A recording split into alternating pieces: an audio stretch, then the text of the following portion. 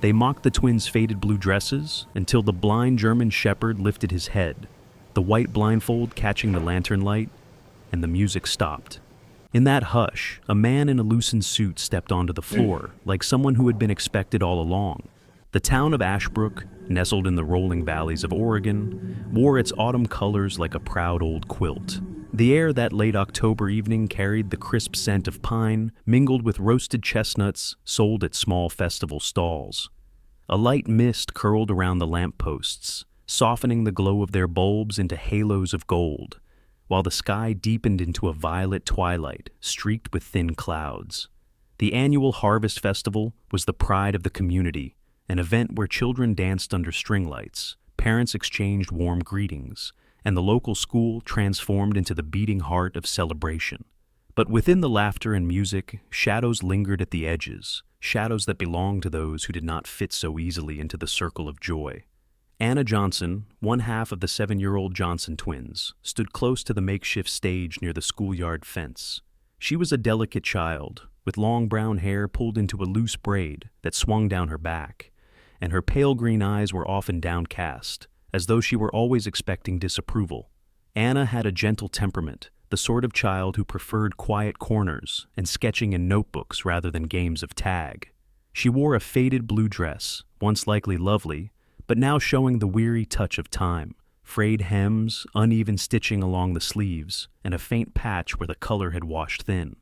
Anna's shoulders hunched forward protectively, as if she could fold herself into invisibility. Beside her stood Grace Johnson, her identical twin in appearance but not in spirit. Grace had the same brown hair, though hers was tied back in a defiant ponytail, with strands that escaped to frame her face.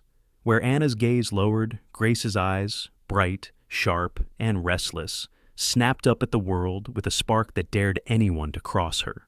Grace was fiercely protective of her sister, and though she wore a dress nearly the same as Anna's, faded, patched, and worn, it clung to her in a different way.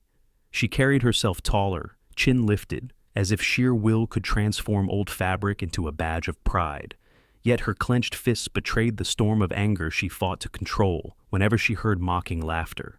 Their mother, Laura Johnson, was absent.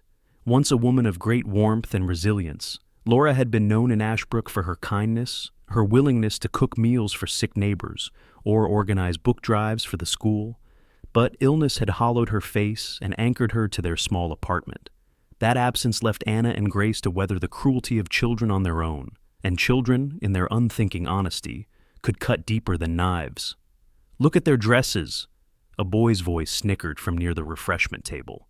He was tall for his age, his red hair catching the string lights overhead. "Like something out of a dumpster." His friends laughed, high-pitched and merciless. Anna's head sank lower, her braid brushing her chest.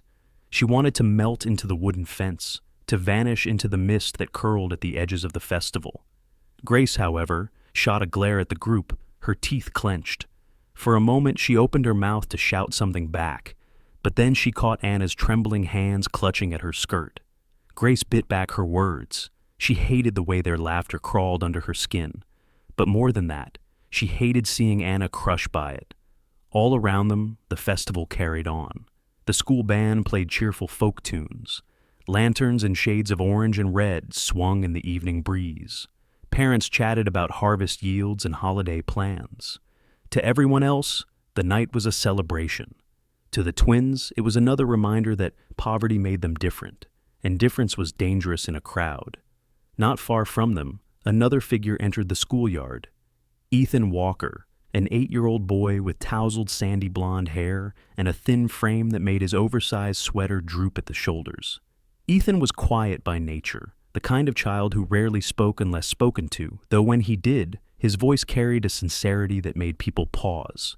He lived with his grandparents after his parents moved away for work, and loneliness had carved soft hollows into his personality. But Ethan was never truly alone, for he was always accompanied by Max. Max was a German shepherd, once a magnificent working dog with sleek white fur and a posture of command. Now he was older, about 9 years, and the scars of his past had taken his sight. A fire in Ashbrook 3 years prior had trapped 2 children inside a burning house. Max had charged through smoke and flame, dragging them to safety before collapsing. His eyes had been damaged beyond healing, leaving him blind. He wore a simple white cloth tied across his face like a bandage, not to hide his blindness, but to protect the sensitive scars that marked him. Despite his infirmity, Max still held himself with dignity, his ears alert to sounds and his nose twitching as he caught scents. To the children who saw him, Max was unsettling. A large, scarred, blind dog in a white bandana was nothing like the fluffy pets they were used to. As Ethan led him into the festival, whispers rose. "Why does he wear that? Can he even see us? He looks scary." Some voices carried pity, others mockery. Ethan lowered his head, gripping Max's leash tighter, wishing the ground would swallow him whole. But Max did not shrink. He walked steadily beside Ethan, tail swaying gently, his paws confident on the familiar earth. Though he could not see, his presence radiated calm, and every so often, he tilted his head as if listening to something no one else could hear. Anna noticed Ethan and Max before Grace did. Something in the way Ethan hunched reminded her of herself, the desire to disappear. She felt an unspoken kinship, though she said nothing. Grace, on the other hand, straightened her back and whispered to her sister, "Look, at least we're not the only ones they stare at." There was no cruelty in her words, only a bitter attempt to make Anna feel less alone. The music picked up, and children swarmed the dance floor, dresses swirling, shoes tapping. The festival lights gleamed off painted pumpkins and hay bales arranged in cheerful stacks. Yet, in the midst of color and celebration, three figures stood apart, Anna and Grace by the fence, clutching each other against laughter. Ethan, shrinking behind Max's steady frame, and Max himself, blind yet unbowed. The Harvest Festival was meant to be a night of unity, of light and joy. But for them, it was a night of shadows. Shadows cast not by lanterns, but by cruel glances and whispered words. And though no one knew it yet, those shadows were about to shift, for even in darkness, the smallest star could change everything. David Miller had not set foot in Ashbrook for nearly 15 years. He had grown up in this valley, in the same streets now decorated with lanterns, before ambition carried him to Portland, then farther into the whirlwind of corporate boardrooms and marble-floored offices. At 43, he carried himself with the quiet assurance of a man used to being listened to, but also with the gravity of someone who had lost pieces of himself along the way. His dark hair, touched faintly with silver at the temples, was combed back neatly. He wore a tailored charcoal gray suit that contrasted sharply with the rustic glow of the Harvest Festival, and his eyes, clear blue, steady, held a kind of patience that some mistook for distance. What most in Ashbrook did not know, however, was that beneath the polish of success lay an old wound, the memory of his younger sister, Claire, who had died in her 20s. Claire had loved sewing for children in need, and she had stitched tiny symbols into the hems of dresses, small stars, imperfect but radiant. David had carried those memories quietly, never speaking of them in public, but the moment he saw the Johnson twins by the fence, something inside him stirred. Anna's braid caught the light, her thin fingers clutched desperately at her skirt. Grace stood beside her like a shield, eyes flashing against the cruel words thrown their way. David's gaze fell to their dresses, and his breath caught. Along the hem, faint but unmistakable, was the pattern of stitched stars. Not factory-made, not something from a store, but hand-sewn with care. The very mark his sister had left behind. It was impossible, yet undeniable. At that moment, laughter rang again near the refreshment table. The same red-haired boy pointed, whispering loudly to his friends. Grace bristled, her shoulders tensing. Anna's head sank lower. David felt something shift within him, a pull stronger than reason. Without hesitation, he excused himself from the small cluster of town patrons who had gathered to greet him. Among them, Mrs. Harriet Nolan, a kindly retired librarian with snow-white curls who remembered him as a boy. "Excuse me," David murmured, his voice steady, though his pulse had quickened. He stepped across the schoolyard, shoes clicking softly on the pavement. Children parted instinctively as he moved through the crowd. Some stared at the cut of his suit, others whispered his name. Ashbrook remembered its own, and though not all children knew him, their parents had spoken of the man who had left and built an empire. David barely heard them. His focus was fixed on the twins, two small figures swallowed by shadows at the edge of celebration. Anna looked up just as he stopped before them. She blinked in confusion, startled by the presence of the tall man looming above. Grace tightened her grip on her sister's hand, her instinct to protect rising like a flame. David, noticing this, lowered his posture slightly, bending enough that his gaze met theirs at eye level. His voice, when he spoke, was gentle yet firm. "May I have this dance?" The words struck the air like a stone breaking the surface of still water. Conversations faltered, the music continued, but more softly, as though even the instruments leaned in to listen. Children froze mid-step. A hush swept across the dance floor. Anna's lips parted soundlessly. She stared at him, bewildered, then quickly glanced toward the crowd of watching faces. Every instinct told her to retreat, to shrink away. But David's eyes held no pity, no mockery, only invitation. Grace, sensing her sister's hesitation, squeezed Anna's hand. Her own heart pounded, yet she refused to let fear claim them both. Slowly, Anna extended her trembling hand. David took it with careful respect, his palm warm and steady. Grace hesitated. For a heartbeat, she thought he might leave her behind. But then David extended his other hand toward her as well. "Both of you?" he said softly. Grace's eyes widened, surprise battling with pride. She clasped Anna's hand tighter, and, together, the sisters stepped forward. The crowd murmured. Some children exchanged puzzled glances. Others gaped openly. The red-haired boy at the refreshment table swallowed his laughter, his smirk collapsing into silence. Even adults shifted uneasily, as though unsure how to interpret what they saw. A businessman, polished and distant, inviting two raggedly dressed girls onto the floor. What did it mean? Near the edge of the crowd, Max lifted his scarred head. Until now, he had lain quietly beside Ethan, nose twitching as scents of roasted apples and pumpkin pie drifted around him. But now, as the hush deepened, Max's ears pricked. He let out a low bark, sharp yet not aggressive, more like an announcement. The sound startled nearby children. Ethan knelt quickly, placing a hand on Max's shoulder. "It's okay," Ethan whispered. His sandy hair fell into his eyes as he bent close. "Max knows something's happening." The boy's voice was quiet, but his conviction was clear. He glanced toward the dance floor, his eyes wide with something between wonder and disbelief. He knows it's important. Anna and Grace followed David onto the dance floor. The music faltered as the school band, composed of nervous teenagers, stumbled over their chords. For a moment, silence pressed in. Then one of the older students, a tall girl with freckles and a clarinet, recovered quickly and signaled the others. The tune resumed, shaky at first, then steadier. David moved slowly, carefully adjusting his steps so the girls could follow without strain. He held Anna's hand gently, his other hand resting lightly near Grace's shoulder, guiding them both into motion. At first their feet stumbled. Anna kept her eyes down, terrified of tripping. Grace clenched her jaw, trying too hard to match the rhythm. But as the seconds passed, something shifted. David's calm, steadiness became an anchor, and gradually the girls found themselves moving in time with the music. Around them, the crowd remained silent, watching.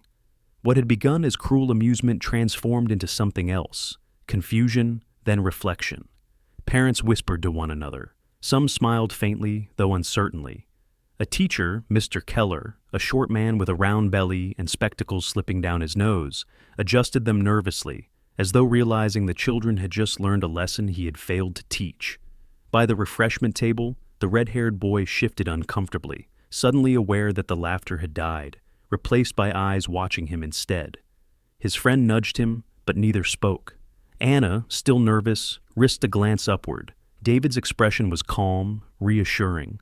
Grace caught her sister's look and, for the first time that evening, smiled faintly. The tension in her fists eased. Together, they moved, not gracefully, not perfectly, but with a dignity that no one dared mock. Max let out another soft bark, shorter this time, almost approving. Ethan's lips curved into a small, rare smile. "See?" he whispered, more to himself than to anyone else. He knows. The final notes of the song drifted into the night air. David slowed, guiding the twins to a gentle halt. For a moment the silence lingered, so thick it was as if the whole town held its breath. Then, somewhere near the back, a pair of hands clapped. Another joined. Soon applause spread, uneven at first, then louder, until the schoolyard echoed with it. Anna's cheeks flushed. Grace lifted her chin proudly. For the first time that evening, the shadows that clung to them seemed thinner, scattered by the light of something unexpected. The laughter had ended, the ridicule had been silenced, and though no one could yet name it, a change had begun in the heart of Ashbrook. The applause still echoed faintly across the schoolyard when David guided the twins back toward the wooden benches that lined the side of the dance floor. The lanterns above swayed gently in the crisp autumn air, their orange glow flickering across faces still half stunned by what had just unfolded. Anna and Grace settled onto a bench, side by side, their cheeks flushed and their breathing uneven from the swirl of emotions more than the short dance itself. David remained standing for a moment, hands resting lightly on the back of the bench, as if anchoring himself before lowering down to join them. Up close, he noticed more details he hadn't seen from afar. Anna's braid was coming loose, fine strands escaping to brush her temples. Grace's knuckles were red from clenching her fists too long, and the dresses, those tired blue dresses, spoke volumes of a life stretched thin. His eyes lingered on the hem, where the stitched stars lay like secret constellations. He reached out, careful not to startle them. "May I?" he asked softly. Anna hesitated but nodded. David touched the embroidery lightly. His heart gave a sudden jolt. The uneven angles of the thread, the way the stitches curved just slightly too wide before looping back. It was unmistakable. His sister Claire's hand. He remembered the nights she had sat by a lamp in their parents' small kitchen, her dark curls tied back with a ribbon, needle flashing as she stitched those stars into second-hand clothes she mended for children in need. "Every child deserves a little bit of sky," she used to say. And now, here in Ashbrook, years after her passing, one of those skies had returned to him. The twins watched him silently, unsure why his expression had shifted from composed calm to quiet grief. David drew in a slow breath and looked at them. "Where did you get these dresses?" Grace, usually the more defiant, softened under his tone. "They were our mother's find. She bought them at a second-hand store. They're the only nice dresses we have." Her voice carried both pride and shame. Anna, her eyes wide, added timidly, "Mama said they were special because of the stars. She told us no matter what anyone said, stars mean hope. But—" She trailed off, glancing toward the crowd where children had mocked them earlier. David's throat tightened. He asked gently, "How is your mother?" The sisters exchanged a glance. It was Grace who answered, with a blunt honesty that startled him. "She's sick. She tries not to show it, but she can't work anymore. Some days she can't even get out of bed. We help with little things, but—" Her jaw clenched as she fought against tears. "We didn't want to tell anyone here. They just laugh harder." Anna tugged at her sister's sleeve, whispering, "Grace."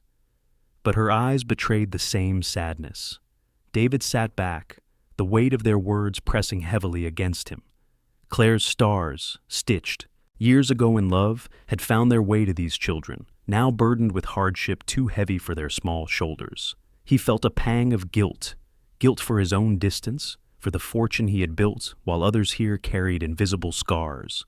While silence wrapped around them, another presence joined quietly. Ethan had approached, Max walking steadily at his side. Ethan's posture was shy, his sweater sleeves hanging over his hands as he fidgeted. But there was a courage in his step, the kind born from living alongside something extraordinary. He stopped a few feet away. "Max wanted to come closer," Ethan said softly, almost apologetically as though needing permission. His eyes, a gray-blue like river stones, flicked nervously between David and the twins. Anna brightened slightly at the sight of Max. Grace tilted her head, curiosity overcoming her earlier anger. "Why does he wear the white cloth?" she asked. Ethan reached down, resting his hand on the dog's head. Max's ears flicked forward at the touch. "Because he can't see anymore. He used to. He was a hero." His voice grew steadier as he continued, almost as if the telling itself gave him strength. There was a fire. 3 kids were trapped inside. Max went in when no one else could. He found them, dragged them out. But the smoke, the heat, it took his sight. The twins stared at Max in awe. Anna leaned forward slightly, whispering, "He saved them all?" Ethan nodded. "Yes. He's blind now, but he still knows his way home. All I have to do is hold the leash, and he remembers every turn. Sometimes, it's like he's the one guiding me." A faint smile touched his lips, rare but genuine. David studied the boy. Ethan was fragile in frame, but the steadiness in his tone spoke of resilience born from responsibility beyond his years. "That's remarkable," David said quietly, his gaze flicking between the boy and the dog. Grace crouched to Max's level, hesitating before extending her hand. Max sniffed, then leaned his scarred muzzle gently against her palm. Grace's eyes widened, and she looked at Anna. "He doesn't care what we wear," she whispered. "He just knows us." Anna, emboldened, reached out too. Max shifted so that both girls could touch him, his tail thumping once against the ground. Ethan watched them, his posture loosening as though a weight had lifted. For so long, he had endured whispers and wary stares whenever he brought Max into public spaces. Tonight, for the first time, someone looked at Max with admiration instead of fear. David exhaled slowly, the threads of the moment weaving together in his mind. Claire's stars, the twins' resilience, Ethan's quiet courage, and Max's sacrifice. All bore scars of the past, stitched or burned into fabric and flesh. Yet none of those scars diminished their worth. They were proof of survival, proof of love. He spoke at last, his voice low, meant only for the small circle they formed. "Scars do not take away value, they tell a story. Just like these stars, just like Max. What others laugh at, sometimes that is the most important thing of all." Anna's lips curved into the faintest smile. Grace's chin lifted, as though daring anyone in the crowd to contradict him. Ethan's shoulders straightened, pride flickering in his eyes as he rested a hand on Max. And though the festival music played on around them, laughter rising again in distant pockets, here, in this small corner of the schoolyard, something had shifted. Threads of past pain and present courage had woven themselves into a tapestry of recognition. David felt it. The children felt it. Even Max, blind yet attentive, seemed to sense the change. They had all carried shadows into this night, but perhaps together they had just found the first glimmer of light. The festival had begun to thin, the air cooling as twilight deepened into a navy canvas above Ashbrook. Paper lanterns flickered against the breeze, their light casting long shadows across the grass. David walked slowly beside Anna and Grace, Ethan and Max trailing close behind. The memory of Claire's stitched stars pulsed inside him, a call that refused to quiet.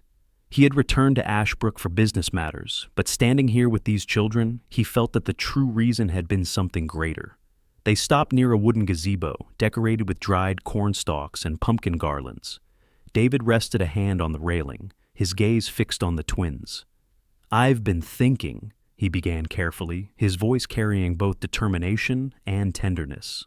"Your mother shouldn't have to fight this illness alone. I have friends in Portland, doctors who specialize in cases like hers. I can help arrange treatment." Anna's eyes widened in disbelief. "You would do that? For us?" Her small voice trembled. David nodded. "For your mother, yes, and for you.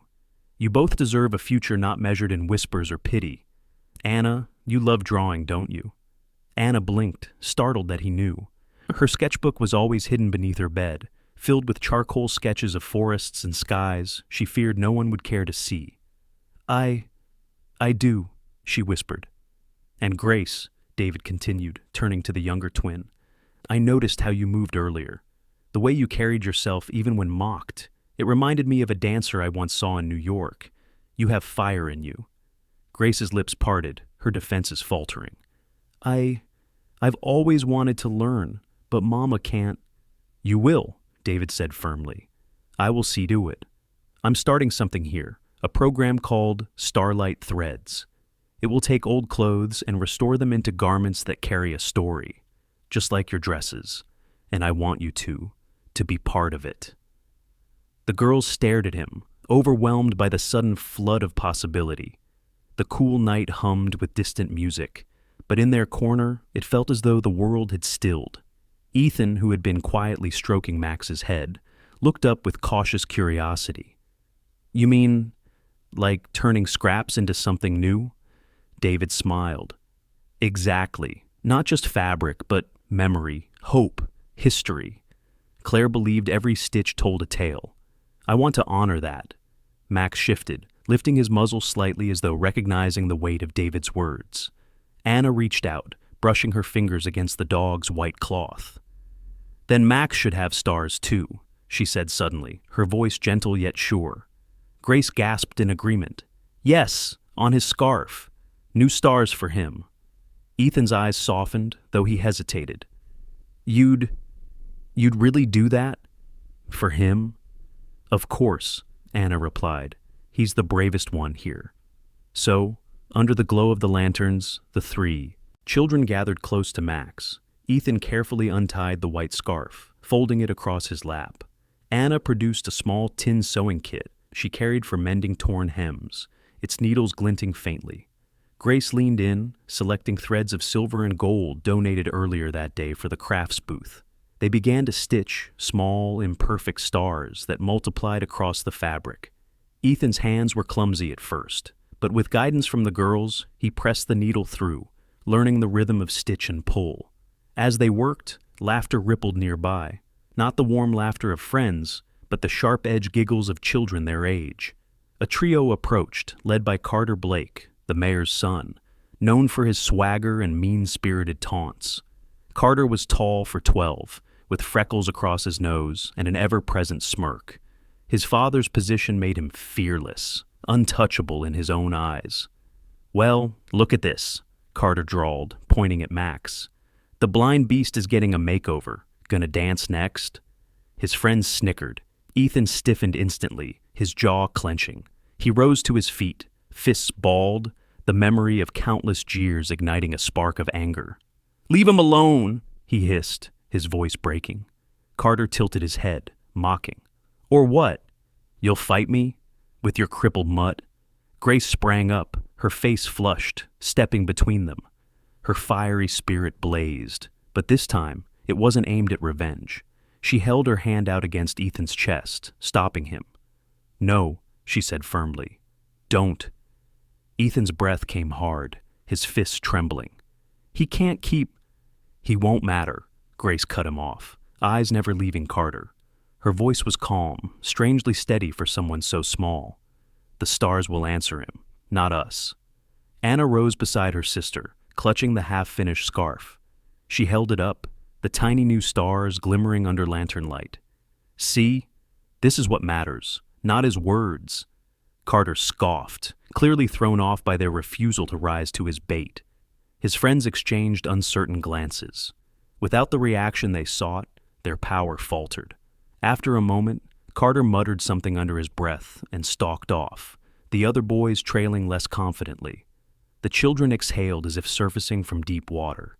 Ethan looked at Grace, then Anna, then at Max, who sat perfectly still through it all, his ears pricked, unmoved by ridicule. Slowly Ethan's fists uncurled. He lowered his gaze, ashamed of nearly lashing out, yet grateful for the sister's strength. "Maybe you're right," he admitted, his voice quiet. "Maybe the stars speak louder."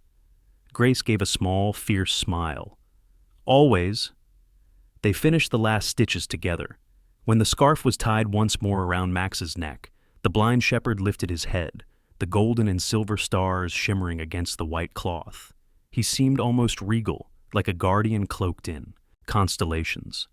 The children stepped back, pride swelling in their chests. David, who had watched silently, felt a warmth spread through him. The scene before him was more powerful than any speech, any plan. These children, despite scars of poverty, grief, and ridicule, had chosen creation over anger, beauty over bitterness.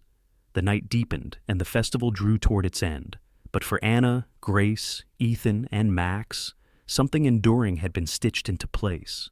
Stars, past and present, now guided their steps. The months passed like threads pulled steadily through fabric, each day sewing itself into the tapestry of Ashbrook's quiet spring. The snow that once blanketed the rooftops had melted away, replaced with blossoms bursting along the white picket fences. Fields stretched green again, and the townsfolk carried with them an air of renewal. The spring festival, long anticipated as the season's crown, drew people from neighboring towns, promising music, art, and performance. But for Anna and Grace, this night was unlike any festival before. It was their moment. The town square had been transformed into a grand stage beneath strings of golden lanterns. Wooden planks creaked underfoot as carpenters finished the last touches, their hands dusty but proud. Behind the stage, long drapes of indigo fabric rippled in the wind, painted with constellations by the local art club. The mayor himself had insisted on such grandeur, though his son Carter sulked in the shadows, forced to help after his mischief at the autumn gathering had been exposed. Backstage, Anna smoothed her dress with nervous hands. It was the same one she had worn months before, the fabric once mocked for its patched seams and faded edges. But now, under David's program, Starlight Threads, the dress had been reborn. Layers of midnight blue fabric cascaded gently, dotted with tiny embroidered stars. A silver sash crossed her waist, giving her the look of a young artist stepping out of the night sky itself. Beside her, Grace twirled in her new gown, white fabric embroidered with threads of gold that shimmered whenever she moved. The skirt flared lightly, airy and soft, designed by one of David's seamstresses, but finished with stitches from Anna's own hand. Grace's auburn hair was pulled back with a ribbon, her wide eyes glittering with excitement. Anna looked down at her trembling hands clutching a small easel and brush set. She had been chosen to paint live during the performance, her art projected onto a canvas above the stage. Grace reached out, steadying her sister's hand. "We're in this together," she whispered. On the other side of the stage, David spoke quietly with Laura, who now stood stronger than before. The treatments he had arranged in Portland had lifted the shadow of her illness. Though her body was still thin and fragile, her cheeks held color again, and her dark hair, once dulled by exhaustion, framed her face with softness. Laura was a woman of gentle presence, her voice rarely raised above a calm tone. Hardship had carved resilience into her spirit, but tonight her smile carried none of the weariness of months past. In the front row sat Ethan, his posture straight, his face flushed with anticipation. He wore a neat button-down shirt his mother had ironed for him, though his restless energy made him tug constantly at the collar. Beside him sat Max, tall and noble despite the scarf covering his blind eyes. His fur had begun to gray with age. Yet his build remained strong, broad shoulders rising and falling with steady breaths. The white scarf embroidered with golden and silver stars shone beneath the lantern light, turning him into something more than a dog. He was a living emblem, a guardian cloaked in constellations. Ethan held the leather leash tight in his hand and leaned close to whisper, "You're still the hero, Max. You always were." The music began, soft piano notes drifting like ripples across a pond. Grace stepped forward, the spotlight catching her as she lifted her arms. Her movements were careful at first, but soon the rhythm claimed her. She twirled, leaped, and bent with grace far beyond her years, her dress fluttering like the wings of a bird made of sunlight. As she danced, Anna took her place at the easel. Her first brushstroke was shaky, but she closed her eyes briefly, hearing Grace's steps echo like a heartbeat. When she opened them again, her hand was steady. She painted swiftly, colors blooming across the canvas projected overhead. Blue melted into black. Black burst into white points, until the outline of a starry sky appeared. The crowd gasped, their attention caught between the dancer and the artist, two sisters weaving light and shadow together. Then, as Grace spun into a final pose, Anna's brush curved boldly, and from the constellation of stars, a figure emerged. The crowd leaned forward. There, in strokes of white and silver, was the form of Max, his noble head lifted high, scarf flowing like a banner, standing eternal among the stars. A hush fell over the audience. Max himself lifted his muzzle as though sensing the image above. Ethan felt tears press against his eyes, his chest swelling with pride. He tightened his grip on the leash and whispered again, "They see you now, Max." They finally see. The performance ended in a silence so complete it felt sacred. And then the applause came, loud, unrestrained, rising like thunder. People leapt to their feet, clapping until their palms reddened, some even whistling and cheering. Children shouted the twins' names, while older townsfolk nodded with tears in their eyes. Laura rose too, her frail hands clapping above her head, her smile radiant with a joy she had not felt in years. David stood beside her, his eyes glistening, unable to speak as pride choked his throat. For him, this was not just a performance, but a resurrection of hope, the past stitched with the present, the stars of memory guiding the light of tomorrow. Anna and Grace, breathless and glowing, hurried off the stage and down into the arms of Ethan and Max. The dog pressed his nose into their hands, tail wagging faintly as if he knew his place among the painted stars. The twins clung to him, burying their faces in his fur. Laura stepped forward, her voice low but filled with wonder.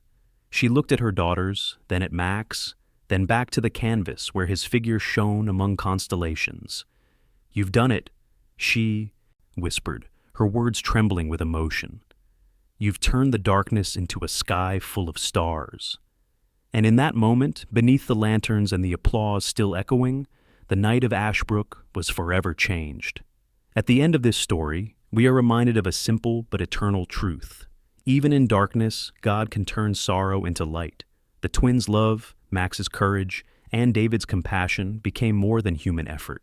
They became a reflection of the way God weaves broken threads into a new tapestry of hope. Just as Max, though blind, still guided the hearts of those who loved him, so too does God guide us when our own path feels uncertain. What may seem like weakness can become the very place where His strength shines the brightest. That is the miracle hidden in everyday life. Love that does not give up, faith that does not fade, and light that rises out of shadows. If this story touched your heart, take a moment to share it so others may also be reminded of hope. Leave a comment with your thoughts, and if you believe God still works through love and small miracles like these, type Amen below. Do not forget to subscribe so you never miss another story of faith, courage, and redemption. May God bless you and your family today and always.